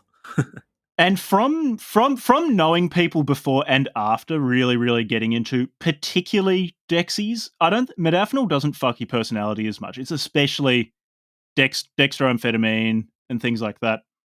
That you get this emotional blunting, this narrow-mindedness, this sort of corridor vision, and you just become a little bit less human. And I've noticed that in most people I know well who really get into Dexies. And so your idea that some of this like terminally online nihilistic Aeonic, like I know the Aeonic Futurist Manifesto says explicitly they're not nihilistic, but broadly speaking, these people who just get too obsessed with black suns have that nihilistic vibe. Yeah, I'm not taking the piss. Like, I actually think that it might be. I think there's a real affinity between the type of person you become when you take amphet too much. Because like amphetamine prescriptions have been going through the roof like the last 10, 15 years in like countries like Australia and the US. And it's mostly for teenage boys. Like it's like teenage and early 20s dudes or young men and boys are getting like it's crazy. Like I saw this thing from it's fucked. Western Australia that was like gone up like it's 10x or something from 10 years ago. It's crazy. It's like, did something fundamentally change about human neurophysiology in the last 20 years that means that we have to give teenagers all these fucking like amphetamines? Or is it that like... No, I think a lot of it is cultural. I think, or is it that school fucking sucks and nobody wants to sit down for 6 hours and stare at a blackboard? Well, the thing is, it's a pretty unnatural thing to make a child sit down for extended periods and just talk at them. And it does seem boys have a particularly hard time and tell them to shut doing up that. And then sit with a bunch of other people they don't like and then wear clothes they don't want to wear. It seems also that to an increasing extent, as a society, we are uncomfortable with any sort of bad behavior. And so we medicalize it. Instead of acknowledging that it's bad behavior, we say it's a medical condition, which just seems to be something that our increasingly technological society finds more acceptable than just, this person the medicalization of the medicalization and pathologization of just like deviation from the norm. Yeah, it's like your 13-year-old boy. It's no longer a deviation. Hormones. It is now a medical problem, and we need to medicate it away. And so they take what I regard as actually pretty normal things, like teenage boys having lots of energy, have a hard time sitting down for a few hours and concentrating because they're just getting blasted with testosterone, and they're being asked to concentrate on things that are boring. So they take that and go, "Oh, well, now it's a medical problem, so we need to give them drugs." We need to put your kid domestic. We need to put your kid. We need to domesticate your child by just putting them on high doses of amphetamines. While their fucking brains are developing as well, we need to blast them with amphetamines. Yeah, I agree with you that the overprescription of amphetamine-based medications to treat ADHD might be contributing to people who are into this sort of Dumbo white nationalism stuff. All right. Do you have much more to say about this? Or should we answer some questions? I mean, this is actually the flip side of everything I was saying. It's like, for all the shit I've spoken about Aeonic Futurism, if you are a young, if the person who wrote Aeonic Futurism is listening to this right now, here's my message to you, mate. Right. Put down the Dexies. Go back to making art. Just like stop taking Dexies. Making art. Get back in touch with your art. Yeah. Dexies are really bad for you. Like they're really bad for you. They'll fuck you up long term. Yeah, don't take them. They're terrible for you. I mean, they turn you into a robot. Like, I'm pro performance enhancing drugs in sport, so I don't give a shit. But like, they're not good for you. Don't have any delusions. If you're going to be taking Dexies, like, accept that they're shit for you. Yeah, and they're going to turn you into an automaton at some point. It's like bodybuilders. Like, I love that bodybuilders exist. But they shouldn't kid themselves that they're healthy. All right. Would you recommend Aeonic Futurism? I wouldn't. No, I'm not. I don't recommend it. Absolutely not. Don't bother. Do that. I would recommend listening to this episode again. Give us some more of that boost. Listen to it. Listen to it 3 times. I'd recommend signing up to our Take Patreon, shitloads of Dexies and listen to it 6 times. We're going to be answering some questions from it. Do you want me to send you a bunch of questions and we can answer them? Yeah, sure. How long have we been recording for? This is going to be like a 2-hour episode already, isn't it? Yeah, we're like sitting on just under 2 hours. Far out. How did we turn a 23-page obscure PDF into a 2-hour episode? Look, that's just what talent looks like. When you're good, you're good. That's what I'll put it down just to. In the flow state. Just rambling about taking Dexies. First question is, these are from J-Man. J-Man has been very generous with sending us questions. Can you tell Ed we love him? I'll be seeing Ed tonight, actually. Sure, I'll pass that on. Cute. When will we see more Ed? I don't know. Jack will be seeing more Ed tonight. Does that count? I'll be seeing more Ed, yeah. Depends who you mean by we. Do all Aussies have good voices? Absolutely not. Absolutely. 100%. Especially when you see the guy, like, out of his mind on meth on King Street. Oh, God. Well, you out of fucking line, mate? You're out of fucking line, mate. Do you remember that? Did you ever watch Trent from Punchy? Give me your fucking lawyer. I know you smoke. I saw you smoking before. Just give me your fucking lawyer. In response to that question, J-Man, you should look up on YouTube Trent from Punchy. Go educate yourself on one of the more interesting accents, Australian regional accents. Trent from Punch Bowl. Yeah. Okay, this question ties into our Looksmax episode. Why do you think Aussies are in general more attractive than British people? I saw a couple of green texts about it, and it is because the descendants of credit maxes carried all the best genetics with them? Or do you think it was the vril of land osmosing into the Anglo bodies of Australians, and thus making them more attractive? Was it the half-caste act that foolishly wanted to breed out Aboriginals instead of focusing on making the Levi master race, Manifesto in the works? Or was it simply a bigger gene pool? Perhaps the sun's masculine magic, UV radiation, was more imposing. See, this is the sort of creativity that we were talking about. We answered this question in the last episode, where actually it's because women love very dangerous men. It's an established fact. And because there are a lot of convict genes in Australia, and women just sense that background of being a criminal. And it's mostly because of that. I forget which Looksmaxer I read that theory from, but anything associated with Looksmaxing is 100% gospel truth. So that's why.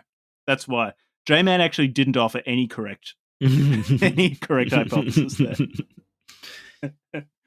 What are your thoughts? I think that this question is a perfect example of the sort of creativity that we do not want to expunge from our young people. No, this and I good, strongly, whilst the hypotheses have turned out to be already refuted by the Looksmaxing community, I would encourage J-Man and anybody else in our audience to send through such thought-provoking and curious questions.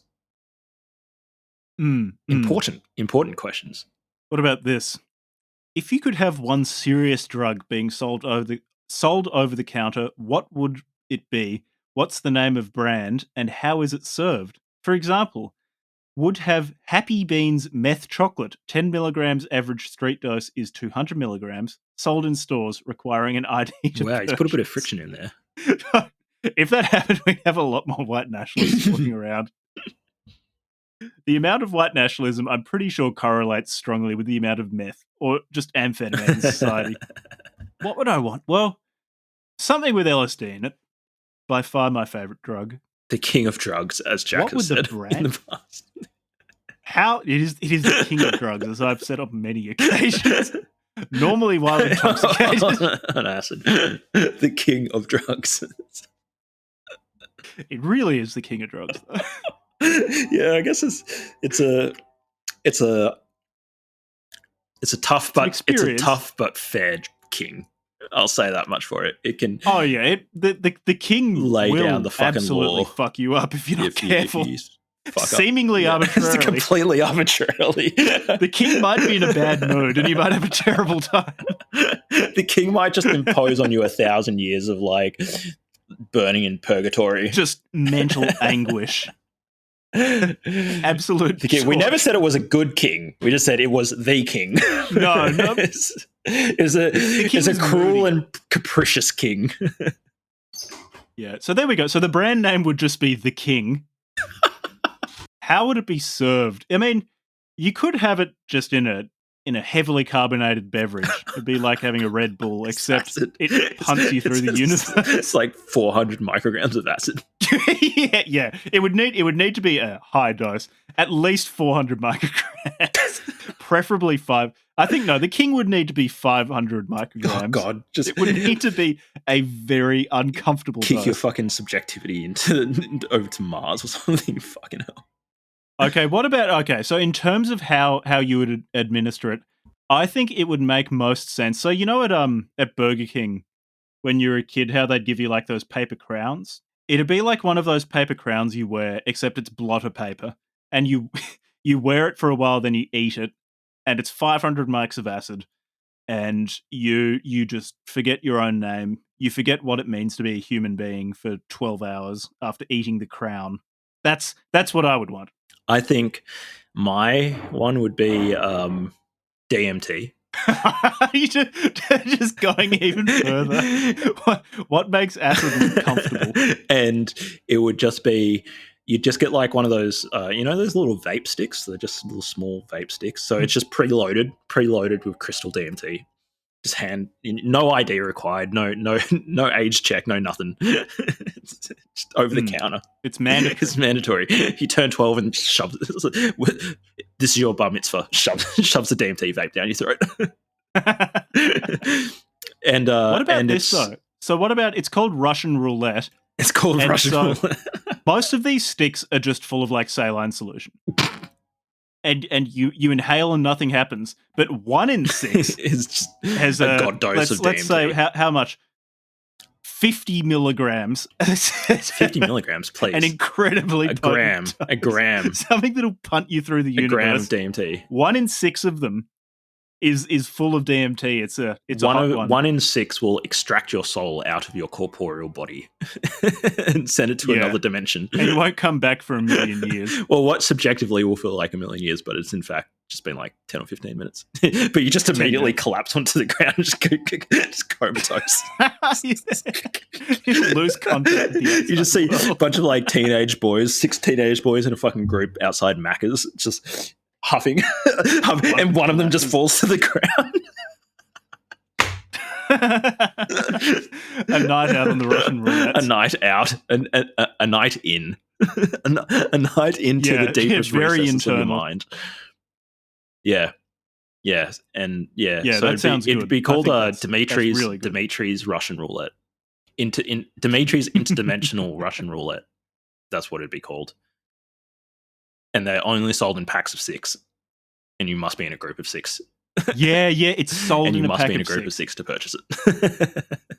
It's an inherently social thing to do, to become unconscious on DMT. DMT is widely reputed to be the most sociable drug. Yeah, very sociable. Just want to talk to all those machine elves. All right, here's a good question. BCFH is designated as a dangerous podcast, and if you don't disavow it, you'll be fired from your main job. What is your official apology or doubling down statement? I'd just deny that it's me. I'd just flat out. Are you going to fire yourself, Jack? Denial, complete denial. You're going to fire yourself from your main job? Yeah, I'll fire myself. Right, Jack, I heard the podcast I made, and I'm really disappointed in myself. I don't think I can write books anymore. Yeah. I've just taken The King and have been talking to myself for the past few hours, firing myself. Like, walking down Brunswick Street, just yelling at the sky. Talking to myself, yeah. Fucking, I love Australia. I guess, well, I mean, I can't really deny it. Like, it's just like, at this point, dozens dozens of hours of my voice talking about ridiculous shit. And so I'd probably just be like, okay, just accept it. I guess I'll just say you stand by all of it. Every single thing you've read, you agree with. I agree with all of it. I agree with the communism and the fascism and the white nationalism. Exactly. As a mixed race person, I agree with the white nationalism entirely. To start talking to your boss about Jakub, the father of mankind. Yeah. So the day that I get fired, I'll let you guys know what my response will be. I hope that I get fired after we start making enough money on Patreon or something that, like, not completely fucked, but I don't know. I just think that, like, at the end of the day, like, you gotta fucking, like, live your life. We're gonna die anyways. I don't think getting fired is a big deal. Like, I'd rather make my fucking art than, like, work at a job that tells me how to think or speak. And luckily my workplace is pretty cool. Like, they're nice people, and I don't think, like, if they fired me, it wouldn't necessarily be because they really care that much. It'd be more like they'd be caring about, like, I don't know, just like reputational stuff or whatever, probably. But I probably wouldn't really take it personally. Like, I really like my colleagues and my boss and stuff, so I wouldn't take it personally. And I'd just be like, okay, well, I'm just going to focus on the book club then. Actually, it'd be good for the book club because it means I could just spend all my time just doing stuff for the book club. You're just forced to commit. Yeah. So, I mean, it'd be good from that point of view. I'd probably prefer it, actually. It'd be fun. I mean, I have enough money at the moment, whereas if I lived in Southeast Asia, I could probably eke out a number of months of, like, not earning a salary and just work on the book club. But, like, that'd be pretty uncomfortable. Probably prefer not to do that if I can avoid it. Valerie Solanas and Elliot Roger are forced to live with one another. I feel like we already did this, didn't we? For a month on Big Brother style, and or maybe that was on the Lost episode where we recorded and then we, like, lost the, like a few weeks ago, got fucked. Oh yeah. And right. The responses that we gave in that Lost episode were much funnier and more engaging than these responses, but unfortunately we lost it. Naturally, yeah, hilarious. I mean, really, like, if only we could play that episode, we would be already on Joe Rogan. Alas, we must work from the bottom. So yes, Valerie Solanas and Elliot Roger are forced to live with one another for a month, Big Brother style, and the one to not murder the other or quit gets $1 million, 1 million fiat cuckaroonies. If you were the host of the program, what challenge? What? I couldn't help myself. Sorry. If you were just like last night, just me, just like going on a Bitcoin rant on the Discord. If you were the host of the program, what challenges would you come up with to make the show more interesting? /lit shill raid when? Oh, sorry, that's a separate question. Oh yeah, we need to get some anti-shill raid fucking stuff on the Discord. Like a lit shill raid, I think is a terrible idea. Yeah, no, we're not going to do that. Yeah. Also, because I just don't want to attract, like, too many of those types to our Discord if they're going to carry on like they do on Lit. Like, our Discord at the moment is a pretty nice vibe of, like, edgy and nice and not being too fucking spastic. I mean, enough spastic, but, like, not too much. Anyway, so if you were the host of the program, what challenges would you come up with to make the show more interesting?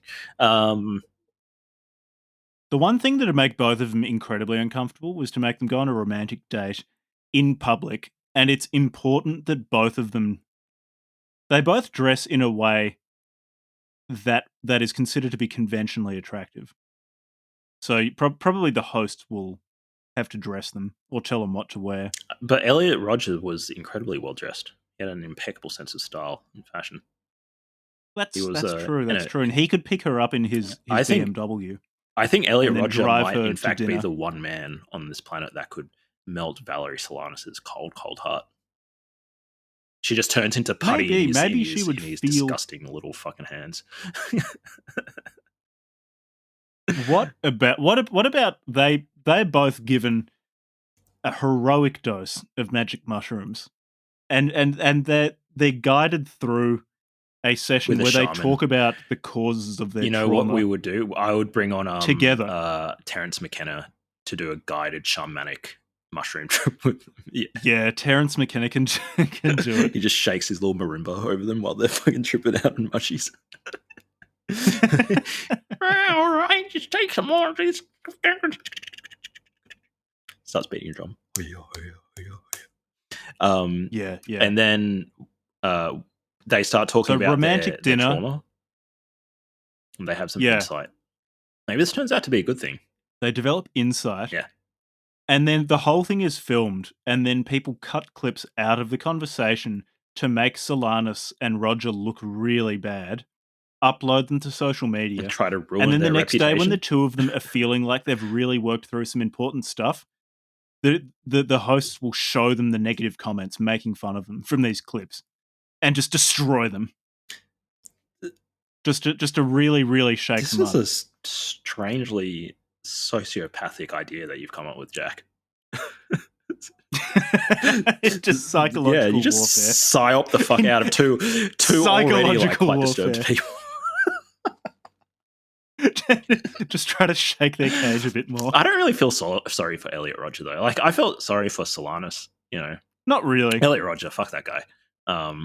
But he was already being tortured on social media, wasn't he? So maybe he'd deal with that fine. I think that Solanus would freak out. Was he being tortured? I don't think he was. Was he being tortured on social media? He's just being made fun of on YouTube. Like the stuff associated with his name, I think just no one paid attention to. And then he was on places like PUA Hate, where I think people just agreed with him because he said the stuff that everyone else was saying there. The internet's a strange fucking beast, isn't it? It's interesting to think that like there's 5 billion people on this fucking computer network, and like, you know, a few thousand of them are listening to us this month. But you know, that means like, you know, we're 1 millionth, you know, 1 in 1 million people on the internet. Less than 1 in 1 million people on the internet are going to listen to our voices this month, Jack. Which means that we still have a lot of room to grow. But it also means that like this just the vastness of like, can you really get your head around what it means for 5 billion people to be on a fucking single computer network all within the same distance of each other, like in terms of information? No, distance? I can't. It's so fucking crazy, isn't it? It's like screaming into the abyss, and now we've got a little posse of crazy people on a Discord screaming back at us. It's really interesting. I love the internet. I fucking love the internet. The internet's so good. It is, and also just from an engineering point of view, it is just a masterpiece of just like complex systems engineering, like distributed, because it's like it's decentralized network. You know, like all these you basically have like the main sort of like infrastructure of the internet. Like really, like I mean, in principle, you can do whatever you want, but like there are these these like zones, but they're all linked up to one another, and it's all like fairly destructured. Oh, well, not destructured, but like loosely structured. And to think that like this thing has just like connected 5+ billion people, and we get things like automatic interlanguage like translation with like these like Google Translate and stuff. You can communicate with anybody else like pretty well on the face of the planet. Mm-hmm. And now we can get deep fakes of Levi and Jack talking about neo-Nazi meth chocolate stuff. Not even deep fake. Just take a clip of us. Talk about that. Deep fake us into saying something sensible. Yeah, deep fake us into just reading like, I don't know, World Economic Forum transcripts or something like that. Really boring, just like reading tort law. Just 10 hours of Jack and Levi just reading tort law. Okay. Do you have much more to say? No. Nice. Don't take meth, kids. Yeah, don't take meth. Unless you want to turn into the author of the Aeonic Futurist Manifesto. Yeah, I don't really... There's not... I mean, this is pure chaos at this point. Join the Discord. Yada, yada. Do the rest. Join the Discord. You know the gig. Next episode will be on Jung. Oh, yeah, Jung. But this time it actually really will be. Yeah, I'm really looking forward to doing that episode. It's going to be... It's going to be fun. Very interesting book. Modern Man in Search of a Soul. There's a bit more content to that than to the Aeonic Futurist Manifesto. Super interesting book. Yeah, really good book. All right, see you next time. Thanks for listening. Bye.